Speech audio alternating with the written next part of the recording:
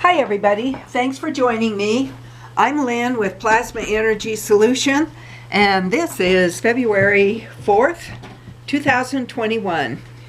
And today I want to talk to you about intention and about our plasma energy station. And you can find more information at plasmaenergysolution.com. There's a lot of information on our website. There's blogs, there's FAQs, there's testimonials, there's videos. So do spend a little time there if you have some questions about plasma energy. And what you see here is number 5 of 5 energy stations I have at my house. And I just saw this container one day last winter at the hardware store, and I thought, let's see how that works. And so I don't know if you can see it, but in the very top you see a vial floating, and that vial is what changes the water in here. That's a single vial for the plasma energy station. Now you see some more on the side, and that's because, and there might be a few more inside, that's because as I added some new things, I wanted to add them to this particular station. So when you order a plasma energy station, right now it's winter time, so you're going to get the 4 plastic vials, and if you're out of the country, you're going to get a pair of patches. All right, and you're going to use a clear glass or clear plastic container. As you can see, this is tinted blue. That's totally fine because you can see inside of it. It's translucent. But don't set up any of your plasma energy waters or your energy station with stainless steel or crockery or something that is opaque. It just simply is not going to work. Okay, so I wanted to share a story with you. Well, it's not a story, it's a life event. And this is how it goes. Jef was told there was nothing that could be done. The medical experts told him just continue going to the ER, the emergency room, and manage your pain with opioids. The following information was written by my son Luke about his friend Jef, or I wrote the following about intention to Luke regarding his friend Jef, who had been experiencing intense pain and inability to process nutrients through the digestive process for several years. And it was escalating and getting worse and worse. And so Luke said, well, what about using the plasma energy station water? And of course, Dr. Paul said, absolutely.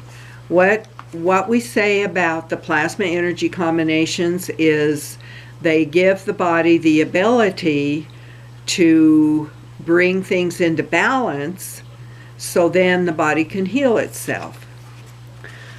So first off, we had to talk about intention. And there's a really good article, if you'll look through the blogs, where I talk about Neville Goddard, who was, he taught on some of the original television shows in the late 1950s.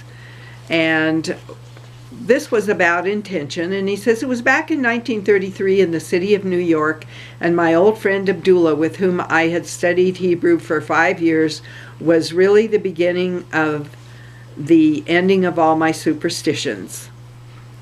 When I went to him, I was filled with superstition. I could not eat meat, I could not eat fish, I could not eat chicken. I could not eat any of these things that were living in the world. I did not drink, I did not smoke, and I was making a tremendous effort to live a celibate life. Abdullah said to me, I am not going to tell you you are crazy, Neville, but you know you are. All these things are stupid. But I could not believe they were stupid. And so he relates a story, his actual life experience, where he had told his parents goodbye in New York as they sailed for Barbados, and it had been 12 years since he had seen them. And he had lived in Barbados for a lot of his younger life. So after 12 years in America, I felt I was a failure in my own eyes. I was in theater and made money one year and spent it the next month. And I was not what I would call by their standards, nor by mine, a successful person. But anyway, he's talking about being unemployed in the year 1933. He went to Abdullah and said, I have the strangest feeling possessing me. For the first time in 12 years, I want to go to Barbados. And the way Abdullah answered him was, if you want to go, Neville, you have gone, he replied. That was very strange language to Neville. He was in New York City on 72nd Street, and now Abdullah's telling him that he's gone to Barbados. What do you mean, I've gone, Abdullah? And Abdullah answered, do you really want to go? And I said, yes. Then he said, as you walk through this door, now you are not walking on 72nd Street, you're walking on palm-lined streets, coconut-lined streets, and this is Barbados. Do not ask me how you are going to go. You are in Barbados. You do not say how, when, you are there. Now you walk as though you were there. I went through the door in a daze. I'm in Barbados. I have no money. I have no job. I'm not even well clothed, and yet I'm in Barbados. Abdullah was not the kind of person that you would argue with. And 2 weeks later, Neville was no nearer to his goal. And so he said, Ab, I trust you completely, but here is one time I cannot see how this is going to work. I don't have a penny towards my journey. I began to explain. You know what he did? As I sat in his living room, he rose from his chair, went to his study, and slammed the door, which was an invitation not to follow him. As he went through the door, he said to me, I have said all I have to say. On the 3rd of December, I stood before Abdullah and told him again I was no nearer my trip. He repeated the statement, you are in Barbados. The last ship sailing for Barbados that would take me there for the reason I wanted to go, which was to be there for Christmas, sailed at noon on December 6th. On the morning of December 1st, having no job, having no place to go, I slept late. When I got up, there was an airmail letter from Barbados under my door. As I opened the letter, a little piece of paper flickered to the floor. I picked it up, and there was a draft for $50. Now remember, this is in the 1930s. The letter was from my brother Victor, and it read, I am not asking you to come, Neville. This is a command. We have never had a Christmas when all of the members of our family were present at the same time. This Christmas, it could be done if you would come. And the letter continued, you are not working. I know there's no reason why you cannot come, so you must be here before Christmas. The enclosed $50 is to buy a few shirts, a pair of shoes that you might need for the trip. You will not need tips. Use the bar if you are drinking. I will meet the ship and pay all your tips and your incurred expenses. I have cabled a company in New York City and told them to issue you a ticket when you appear at their office. The $50 is just simply to buy some little essentials. You may sign as you want aboard the ship. I will meet and take care of all your expenses. I went down to the company with my letter and let them read it, and they said, we received the cable, Mr. Goddard, but unfortunately we have no space left on the December 6th sailing. The only thing available is third class and not first class between New York and St. Thomas. When we get to St. Thomas, we have a few passengers who are getting off. And then you can take first class from St. Thomas to Barbados. But between New York and St. Thomas, you must go third class, although you may have the privileges of the first class dining room and the decks of first class. I said, I'll take it. I went back to Abdullah that afternoon and I said, it worked like a dream. I told him what I'd done, thinking he would be happy. You know what he said? Who told you you're going third class? Did I see you in Barbados, the man you are, going third class? You are in Barbados and you went there first class. I did not have one moment to see him again before I sailed noon on December 6th. When I reached the dock with my passport and my papers to get aboard the ship, the agent said, "We have good news for you, Mr. Goddard. There has been a cancellation, and you're going first class."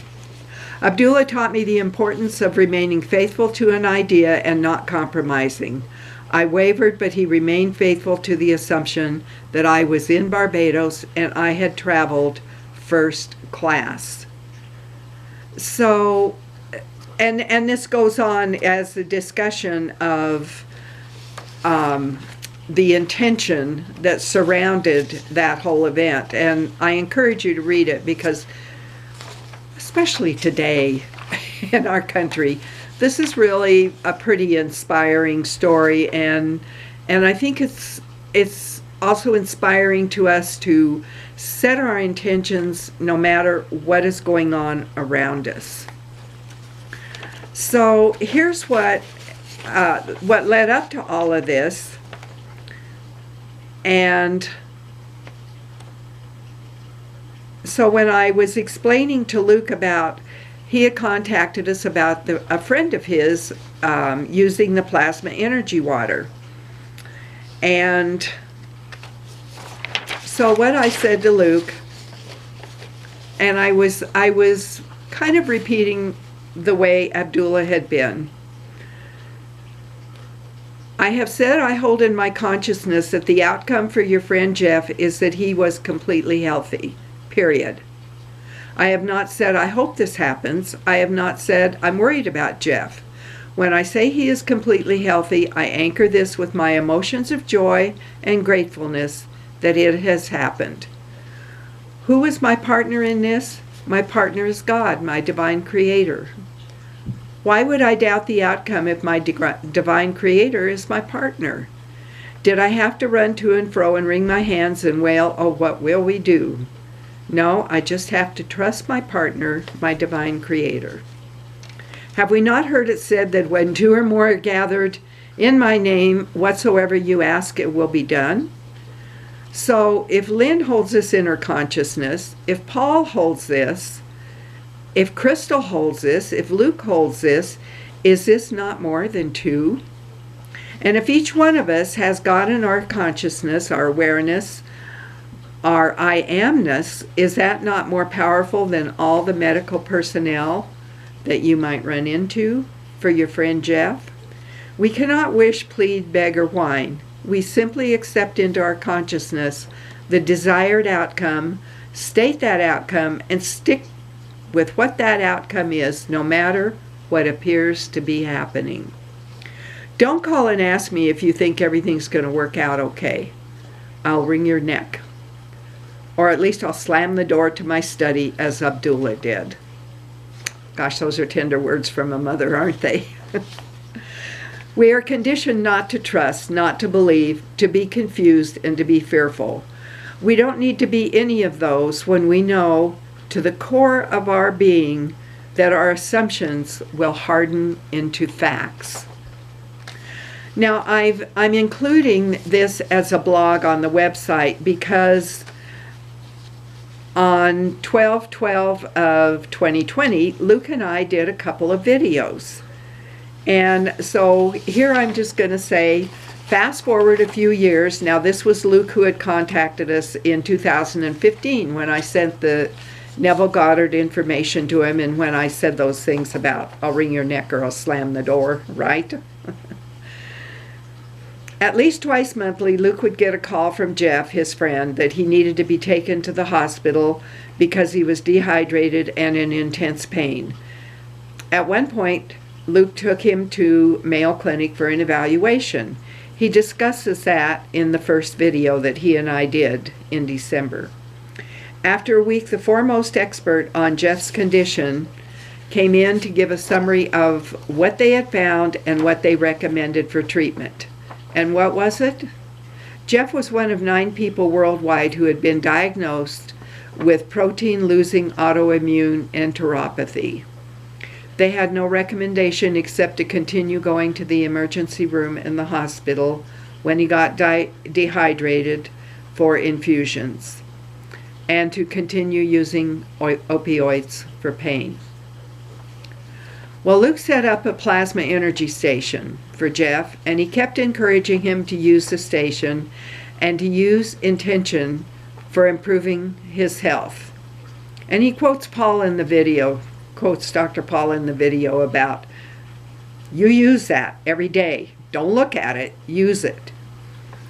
In the first video, Luke talks about Jef's slow turnaround and about his eventually being able to return to work and his favorite outdoor activity of bicycling, most of the time 40 or 50 miles a day. Jef was able to wean himself off opioids, and Luke discusses that in the second video. The only thing Jef did differently